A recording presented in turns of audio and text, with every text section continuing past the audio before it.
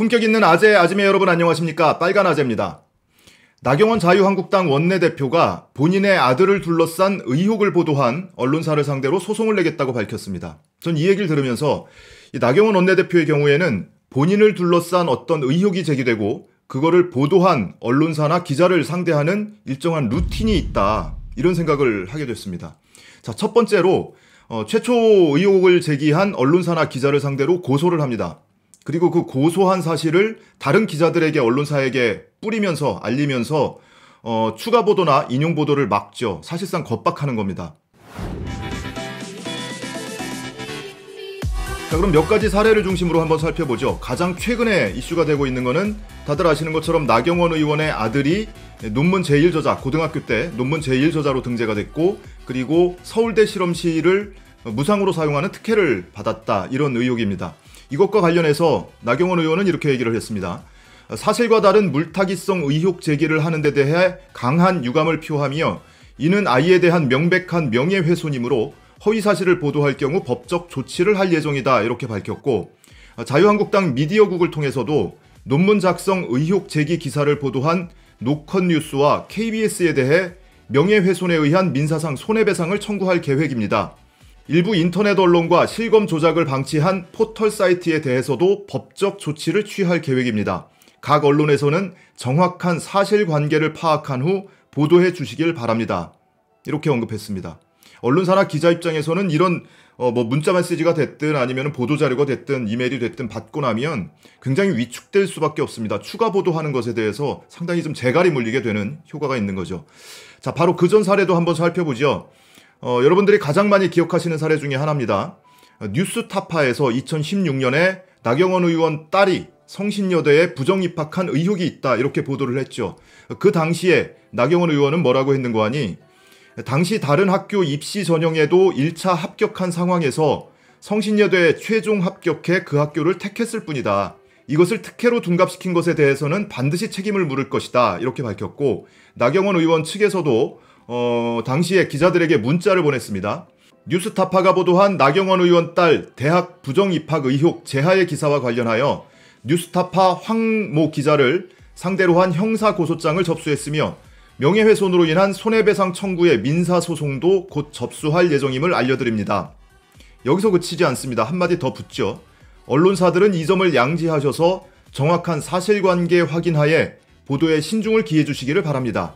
이렇게 밝혔습니다. 자, 2016년에 공지문, 그리고 조금 전에 전해드렸던 2019년의 공지문, 똑같죠, 내용이. 자, 그러면 나경원 의원이 고소한 기자는 처벌을 받았냐? 그렇지 않습니다. 나경원 의원이 고소한 뉴스타파 기자는 명예훼손 혐의로 고소가 됐는데 1, 2심에서 전부 무죄 판결이 났고요. 그게 최종 확정이 돼서 작년 말에 무죄 확정 판결을 받았습니다. 당시 항소심 판결문을 보면 이렇게 나옵니다. 유독 한 명에게만 베풀어진 편의와 관대함이 다른 장애인 학생의 탈락으로 이어질 수밖에 없는 상황에서 어머니의 신분에 힘입어 특별한 혜택을 받은 것은 어떠한 이유로도 정당화될 수 없다, 이렇게까지 판시를 하고 있고, 그리고 인터넷 선거보도심의위원회에서 당시에 뉴스타파를 상대로 경고 처분을 했는데 경고 처분을 취소해달라면서 뉴스타파 측이 행정소송을 냈습니다. 이 행정소송에서도 뉴스타파가 승소를 했고요.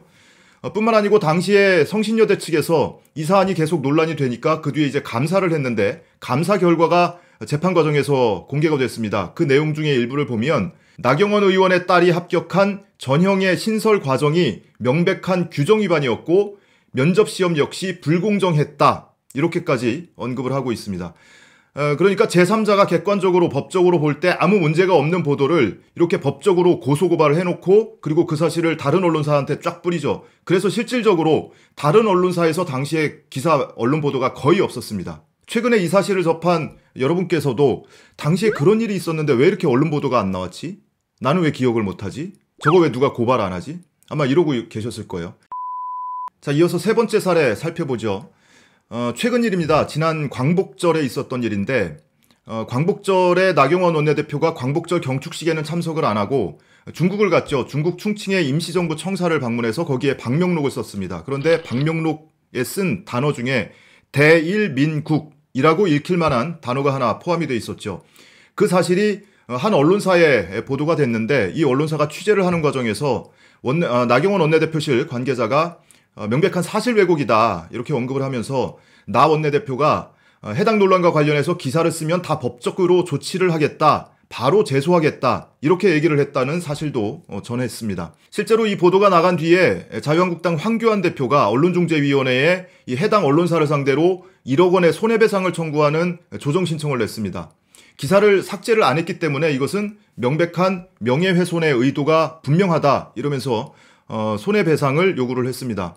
실제로 당시에 이 기사를 쓰면 법적 조치하겠다 이렇게 으름장을 놨었고 실제 일부 기사들은 이미 삭제되고 있다, 삭제됐다 이런 얘기가 공공연히 나돌기도 했었습니다. 자, 조금 더 거슬러 올라가서 2011년 사례도 한번 보죠. 나는 꼼수다 기억하시죠 여러분? 나경원 의원 측이 나는 꼼수다에 출연을 했던 출연진 등을 고발을 한 사건이 있었습니다. 당시에 어떤 의혹을 제기를 했었냐면 나는 꼼수다 출연진들이 나경원 의원의 남편이 부장판사잖아요.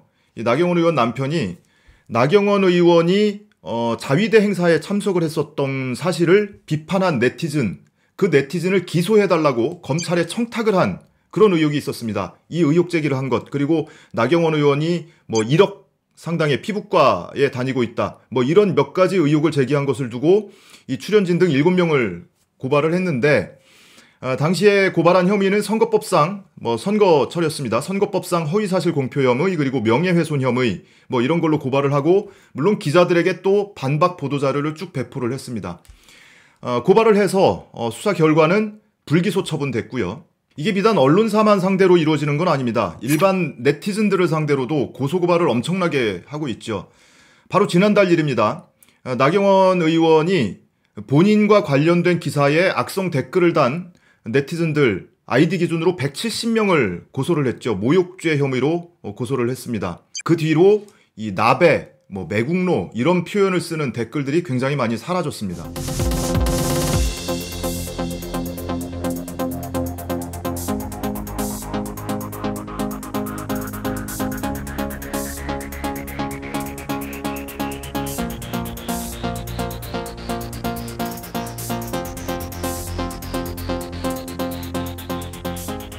이렇게 언론사나 기자 또는 네티즌들을 상대로 1차로 고소고발 해놓고 그리고 그 사실을 알리면서 추가로 보도하지 마라, 추가로 댓글 달지 마라 이런 시그널을 보내고 있는 겁니다. 나경원 원내대표한테 한 정치인이 최근에 한 말을 좀 들려드리고 싶습니다. 그 발언을 들려드리면서 마치죠. 고등학교 때 인턴 과정으로 논문 제1저자로 올려주는 스펙 관리, 남의 자식은 안 돼도 내 자식은 된다는 결정판입니다.